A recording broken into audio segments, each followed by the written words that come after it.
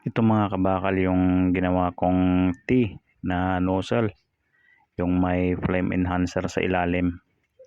So bale ito, yung design na ito ay hango sa design ni Kasinit Vlogger, at ipinaalam ko sa kanya kung pwede kong i-tutorial kasi siya yung original na may design nito. Pumayag naman siya kasi itong ating gawa pang bardagulan lang naman ito. Yung gawa niya malayong malayo sa gawa ko, kasi itong gawa ko bara-bara lang ito. Yung sa kanya talagang pulido ang pagkakagawa at advance yung mga gamit niya, at di-remote na rin, may solar power pa. Tayo basic lang. Yung sa kanya talaga ang advance na ang narating. Itong version ko medyo ano to, kumbaga pangkalye na design. Yung sa kanya pang display. Kaya maraming salamat Kasinit Vlogger, pinayagan mo ako na ituro ito, kasi may mga nagtatanong kung paano yung combination ng mga butas nito. Kaya maraming salamat sa iyo Kasinit Vlogger, at napakinabangan na naman itong bago mong discovery para maiwasan ang maraming carbon sa ilalim ng ating chamber. Kaya muli, maraming salamat Kasinit Vlogger sa pagpayag mo na i-tutorial ko itong design na ito na na-discover mo. So, okay. Panoorin natin yung performance. Strong. Strong.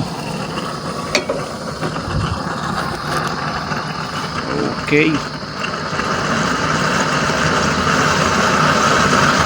That's the performance. Oh no. How about that performance? Ho ho ho. Really strong. Oh my god. How about that? Really performs so strong.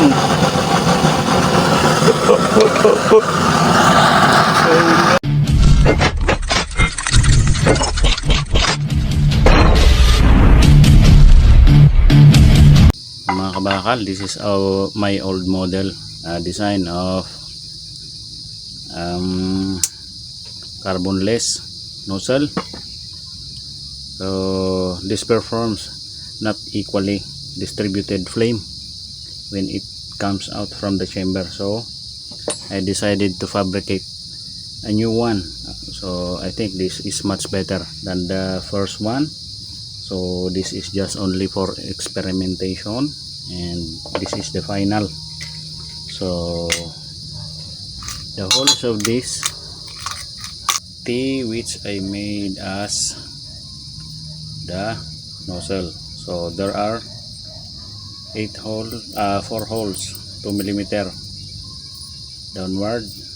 This stands like this. So this is the lower part.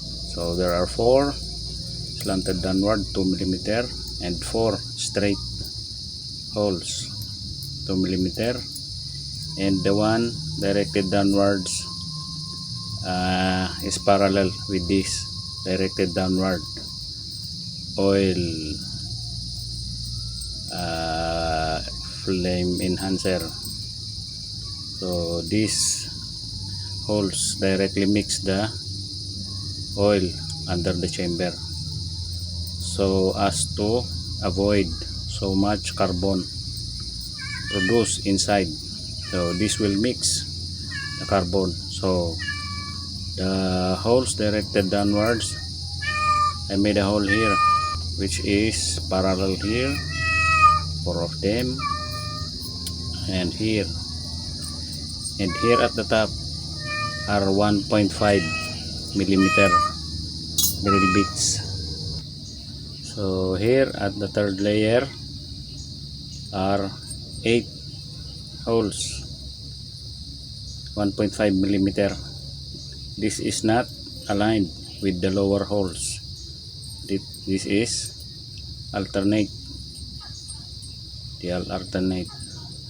The ones directed here at the center align here at the down holes directed downward.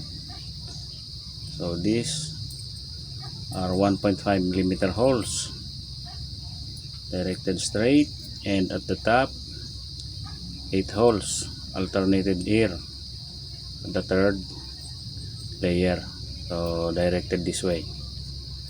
So okay,